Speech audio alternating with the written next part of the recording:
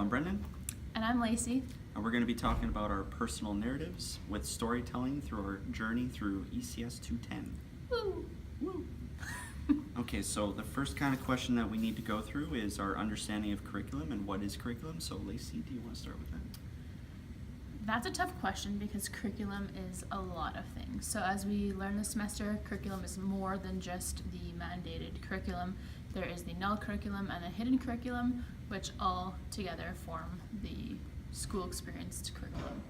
Yeah, so when I started the 210 course, it was kind of ambiguous what curriculum is, and I still kind of not understand what it kind of is, but in essence I know that it's teaching the formal curriculum with also the added effects of trying to teach through praxis and process focused teaching methods.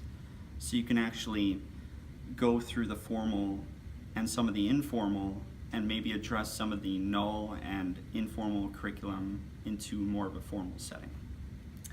Also, curriculum differs a lot between classes, so there isn't really a curriculum. The curriculum differs hugely, for example, between the English 10 versus the Social Studies 10, with the years that it was produced and what was the important values of that time frame when these curriculums were created.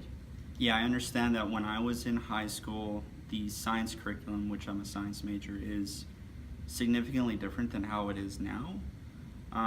Nowadays you have a curriculum that addressed more of the informal and null curriculum that would have been in the past. So now you have more Indigenous, First Nations, and Métis and Inuit knowledge, I guess that you can say, that is interfaced into the science curriculum. Mm-hmm. Okay. So, Yeah. Brendan McLean, Yeah. you're sitting down at your desk, you're looking at the curriculum. Yeah. School starts in like 2 weeks. Damn. You have things to do. Sounds like it. Where do you start? Well, I would start by asking and being critical of what the formal curriculum is trying to emphasize. Basically, I would be critical if what I'm going to be teaching is going to be valuable to the students at large. So basically, I'm going to critique it so that I can better understand it, for one. And then I'm going to suss out the things that I would like to actually put forward when I'm teaching it. So basically I'm going to be critiquing it, and then I'm going to be shaping it so that it's relevant, so that I can teach it to a more process or praxis-based approach, so that my students can be aware of certain issues like watersheds or coral reefs in the Science 8 curriculum, things like that. Yeah, I totally agree. I really like the idea of kind of taking it and then transforming it to what you need it to be, especially to make it relevant to students, because I know we likely have sat through tons of classes where this subject matter, it does not matter to us at all. It'll never influence our lives, or it feels like it won't anyway. It's not impactful. Yeah, I like the idea of like making it relevant to our students. For myself, I feel like I'm still learning about this type of thing. Like if I was to sit down at my desk and look at a curriculum, sometimes I feel like the beginning of the curriculum, learning what the curriculum is truly about, like the core, like teachable values in the unit, or in the units, I suppose. I want to understand that fully and get a grasp on it, but I also think it's really important to spend time looking at the outcomes and trying to get your students there while keeping it, like you mentioned, as process and praxis, ways of teaching. Yep. While also getting in all the information they need to know, because there is that aspect. Yep. Which is also huge.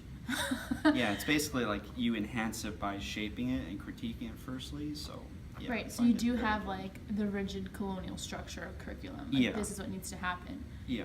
But I look at like these little monkey bars, but how to make like more fun games, I suppose, while you're on these monkey bars. Yeah. Or make it a more valuable experience. Yeah, then that way you can address more of the informal and null curriculum. Absolutely. Yep.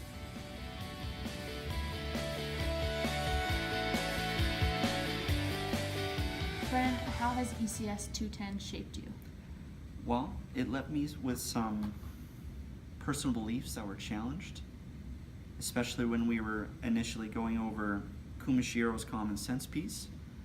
I realized that education and education to place, especially in different countries or areas of the country even, everything's not the same.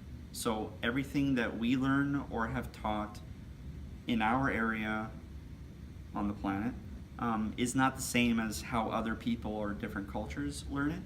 So for instance, if you were to drop me into a country like China, it would be a completely different learning process, teaching process, just different aspects like that. Challenged my belief that you just learn things, right? You just teach it, you learn it, that's it. Yeah, good point. I really liked Kumashiro's article as well. Yep. The common sense thing, just even between towns and cities, even in Saskatchewan, huge difference. Oh yeah, big difference, yeah. So what about you, Lacey? I really enjoyed the article on curriculum as place. I thought that was great to think about, where we're teaching and how that affects how we teach and the students and the meaning of the actual space that we're in and how it changes things. So that article was obviously a little more, I don't want to say extreme, but it's a different circumstance completely with talking about land. But even in our class at the end of the semester, how we did the gallery walk or just sitting outside in the hallway for talking circles, how we discovered how that really felt different, and it kind of opened up a different perspective by just changing the space around us. So I thought that was pretty cool. As far as uncomfortable beliefs, I guess I've been grappling with the not becoming the white savior. I do have a tendency to love working in the community schools, especially here in core Regina area, and I'm just really trying to figure out how to be myself, how to give 100% to my students, to the school, while not becoming the nice white teacher or the nice white lady who's like trying to Michelle Pfeiffer my way through it. Would I be the same teacher? Can I give the same effort at Campbell? Or if I did that exact same effort at, say, Scott, is that going to be seen as different? Or do I have to mute myself? Or just trying to figure out where it's appropriate and where it's not to be, given her. So, yeah, just trying to figure that out. Yeah, I grapple with some of the same issues. That's why in our first point we were making it so that when you critique curriculum, you got to shape it so that students will take more out of it than, say, other students in different places. So I agree with your statements. Thanks.